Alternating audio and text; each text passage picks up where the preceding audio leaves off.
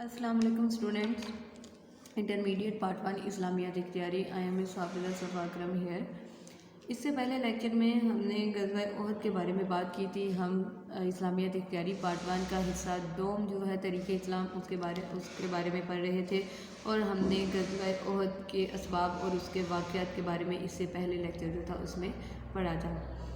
ابھی کے اس لیکچر میں ہم پڑھیں گے کہ غزوہ احد کے نتائج کیا ہوئے، یعنی اس کے جو واقعہ رونما ہوا، جو اس میں حالات تھے مسلمانوں کے اور جو کفار نے اپنی سازشیں کی، کس طرح سے مسلمانوں کی جیت جو تھی اس کے بعد مسلمانوں کو نقصان اٹھانا پڑا، تو یہ کس وجہ سے ہوا اور اس کے نتائج کیا تھے، آج ہم یہ دیکھیں گے.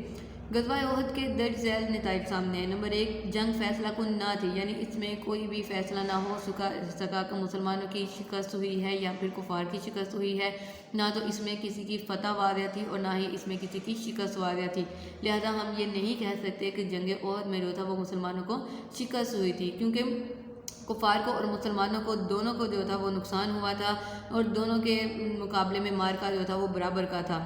اس لیے کہتے ہیں کہ اس جنگ میں 70 صحابہ رضی اللہ تعالیٰ عنہ نے جام شہادت نوش فرمایا، جب کفار کے صرف 33 افراد مارے گئے تھے. اس طرح غزوہ بدر میں جتنے کافر مارے گئے تھے اتنے ہی مسلمان غزوہ احد میں شہید ہوئے.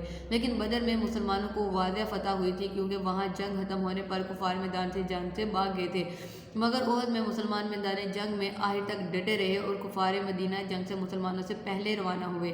اس طرح یہ جنگ کسی مکمل فتح اور شکست کے بغیر ختم ہوئی. اس لیے مورخین یعنی تاریخ لکھنے والے نے اس جنگ کے بارے میں یہی رائے قائم کی ہے کہ یہ جنگ فیصلہ کن نہ تھی، یعنی اس میں کوئی فیصلہ نہیں ہو سکا کہ کون جنگ جیتا اور کون جنگ ہارا. صحابہ کرام کی جان نثاری.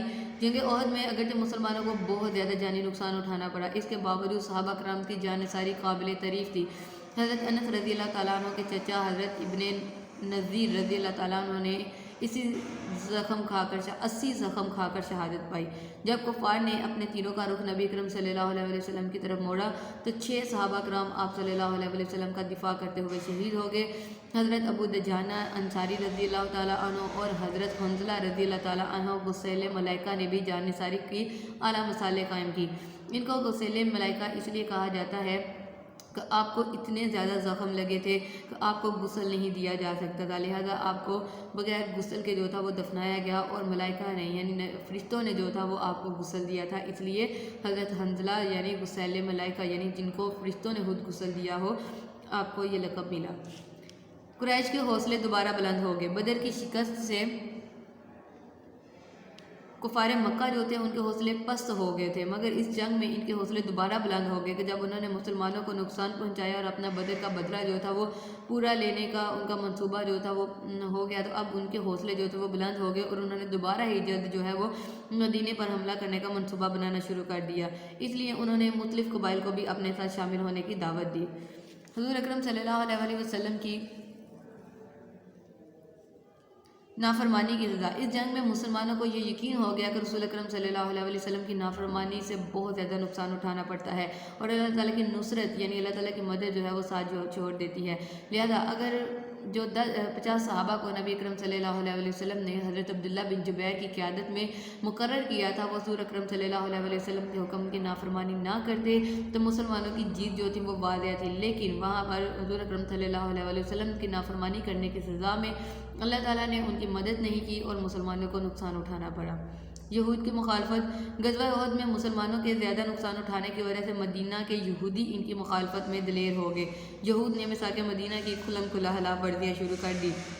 یعنی بدر کے بعد تو وہ اس لیے چپ ہو گئے کہ مسلمانوں کو فتح نصیب ہوئی تھی، لیکن احد میں جب مسلمانوں کو نقصان اٹھانا پڑا تو اس سے جو یہودی منافق تھے ان کے دلوں میں جو تھا وہ مسلمانوں کے لیے جو بغض تھا وہ انہوں نے براہ راست باہر نکالنا شروع کر دیا اور انہوں نے جو مساک مدینہ نبی اکرم صلی اللہ علیہ وسلم کے ساتھ ایک معاہدہ کیا تھا اس کی خلاف ورزی کرنا شروع کر دی. ایک صحابیہ کی قوت ایمانی. بنو دینار کی ایک مومنہ کا باپ یعنی ایک مومن عورت کا باپ، بھائی اور شوہر اس جنگ میں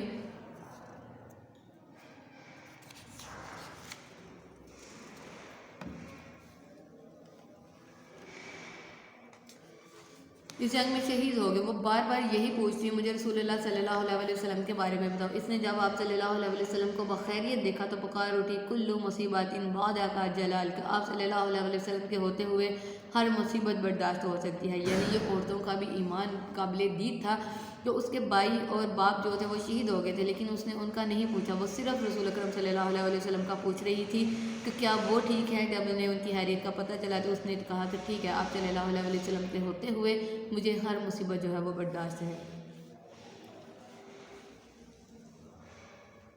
مسلمانوں کی ہزیمت کے اسباب، یعنی مسلمانوں کو جو نقصان اٹھانا پڑا تھا، ہزیمت یعنی ان کو جو نقصان اٹھانا پڑا، اس کی وجوہات کیا تھی؟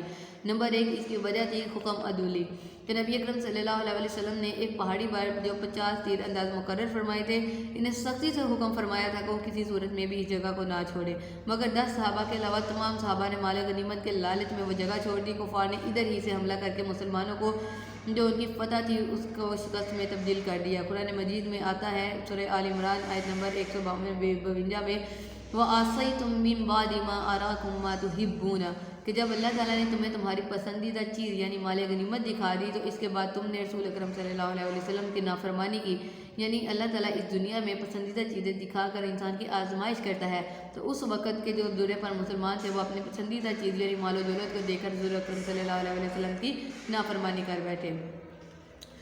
دوسری اہم ترین وجہ تھی منافقین کی دغابازی، کہ جب مسلمان مدینہ طیبہ سے نکلے کے تھے تو منافقین بھی ساتھ تھے، لیکن مدینہ سے ایک ہی میل باہر آنے پر رئیس المنافقین عبداللہ بن ابی اپنے 300 ساتھیوں سمیت جو تھا وہ لشکر سے الگ ہو گیا تھا، جس سے مسلمانوں کے لشکر میں کافی بے چینی پھیل گئی تھی، یہاں تک کہ بنو سلمہ، خزرج اور بنو حارثہ جو اوس کے لوگوں نے بھی دل برداشتہ ہو کر واپس جانے کا ارادہ کر لیا، لیکن دیگر صحابہ کے سمجھانے پر وہ اپنے ارادے سے باز آ گئے۔ اس سے مسلمانوں کی جو طاقت تھی، فوجی طاقت تھی، وہ کمزور ہوگی۔ قرآن مجید میں ارشاد ہے سورہ آل عمران آیت نمبر 123 میں اللہ تعالیٰ برداشت بیان کرتے ہیں، اِذْ ہَمَّت طَائِفَتَانِ مِنکُمْ أَن تَفْشَلَا، یاد کرو جب تم میں سے 2 گروہ بزدلی دکھانے پر آمادہ ہو گئے تھے۔ کون سے 2 گروہ؟ بنو حزرج اور بنو اوس، جب یہ بزدلی دکھانے پر آمادہ ہو گئے تھے، لیکن صحابہ کرام کے سمجھانے پر دوبارہ جو تھے وہ لشکر کے ساتھ مل گئے تھے۔ حضور اکرم صلی اللہ علیہ وسلم کی شہادت کی افواہ، سالار جنگ حضرت مصعب بن عمیر کا حلیہ مبارک بڑی حد تک نبی اکرم صلی اللہ علیہ وسلم سے ملتا تھا۔ جب وہ جنگ میں شہید ہو گئے تو ایک کافی نے شور مچا دیا کہ محمد صلی اللہ علیہ وسلم شہید ہو گئے ہیں۔ اس افواہ سے مسلمانوں میں بڑی ابتری پھیل گئی، بے چینی پھیل گئی اور وہ بڑے بددل ہوئے، یہاں تک کہ حضرت عمر سمیت کئی صحابہ کرام نے جنگ سے ہاتھ روک لیا، یعنی اب انہیں اس بات کا افسوس تھا کہ نبی اکرم صلی اللہ علیہ وسلم جب ان کے ہوتے ہوئے شہید ہو گئے ہیں تو وہ کفار سے جنگ کس طرح سے کریں گے، تو لہٰذا ان میں مزید ہمت نہ رہی کہ وہ نبی اکرم صلی اللہ علیہ وسلم کی شہادت کی جو ایک افواہ پھیلا دی گئی تھی اس کو سن کر بھی جو ہے وہ کفار سے اپنی لڑائی کو جاری رکھے، لہٰذا آپ کے دل برداشتہ ہو کر کئی صحابہ نے لڑنا چھوڑ دیا۔ تو یہ وہ کچھ وجوہات تھیں جس کی وجہ سے مسلمانوں کو ہزیمت یعنی نقصان اٹھانا پڑا، اور اس میں سب سے بڑی جو وجہ تھی وہ یہ تھی کہ مسلمانوں نے نبی اکرم صلی اللہ علیہ وسلم کے حکم کی نافرمانی کی تھی۔ تو لہٰذا اس کے بعد پھر مسلمانوں کو یہ سمجھ آ گیا کہ ہم زندگی میں جس بھی معاملے میں آپ صلی اللہ علیہ وسلم کی نافرمانی کریں گے اس میں بہت زیادہ جو ہے وہ نقصان اٹھانا پڑے گا۔ تو لہٰذا یہ تھی جنگ بدر کے بعد غزوہ احد کے اسباب کیا تھے، اس کے نتائج کیا ہوئے، پھر اس میں واقعات کون کون سے رونما ہوئے، اور پھر مسلمانوں کی جو فتح تھی وہ جو کافی حد تک بعد میں نقصان میں بدل گئی، اس کی وجوہات کیا ہوئی تھی۔ لہٰذا یہاں پر یہ کہنا واضح طور پر کہنا جو ہے یہ غلط ہوگا کہ مسلمانوں کو شکست ہوئی، مسلمانوں کو صرف نقصان ہوا تھا، مکمل طور پر شکست نہیں ہوئی تھی۔